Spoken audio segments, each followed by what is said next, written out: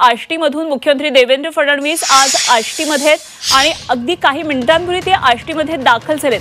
काही वेळात आता उपसा सिंचन योजनेचा शुभारंभ मुख्यमंत्र्यांच्या हस्ते पार पडणार आहे। सुरेश धस यांच्या मतदारसंघामध्ये सध्या फडणवीस आलेले आहेत, तर पंकजा मुंडे सुरेश धस हे फडणवीसांसोबत आहेत। एक मोठ्या कार्यक्रमाचं भव्य दिव्य कार्यक्रमाचं आयोजन सध्या आष्टीमध्ये केलेलं आहे, त्यामुळे ग्रामस्थांमध्ये उत्सुकता आहे। मुख्यमंत्री झाल्यानंतर देवेंद्र फडणवीस पहिल्यांदाच आष्टीत येतात। आमचे प्रतिनिधी विशाल करोळे या सर्व घडामोडींवर आष्टीमध्ये लक्ष ठेवलेत। थेट जाऊया विशालकडे। विशाल, मुख्यमंत्र्यांचं आगमन झाल्याचं कळतं आहे, काही वेळामध्ये कार्यक्रमाला सुरुवात होणार आहे। कोण कोण नेमके सध्या कार्यक्रमामध्ये उपस्थित आहेत? अनुपमा, आता देवेंद्र फडणवीस इथे कार्यक्रमामध्ये दाखल झाले आहेत। हेलिपॅडवर ते कार्यकर्ते येतात, त्यांच्यासोबत पंकजा मुंडे सुद्धा आहे आणि राधाकृष्ण विखे पाटील आहेत। खरं तर या कार्यक्रमाची खूप जास्त चर्चा होती, कारण खूप जास्त उत्सुकता आहे। महत्वाचं म्हणजे सुरेश धस आणि पंकजा मुंडे हे व्यासपीठावर आहे।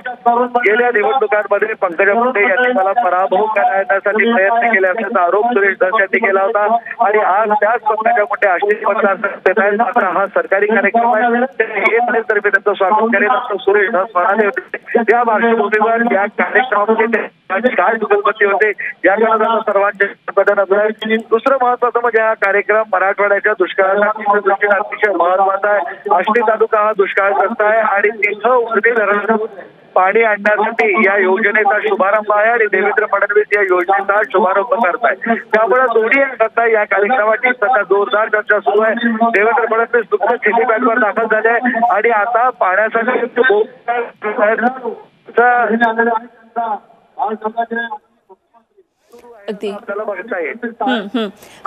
विशाल, त्याचबरोबर त्या ठिकाणी उपमुख्यमंत्री आणि बीडचे जे पालकमंत्री आहेत अजित पवार हे सुद्धा येतील अशी एक शक्यता होती, कारण सुरेश धस यांनी त्यांना तसं निमंत्रण पाठवलेलं होतं असं सांगितलेलं होतं।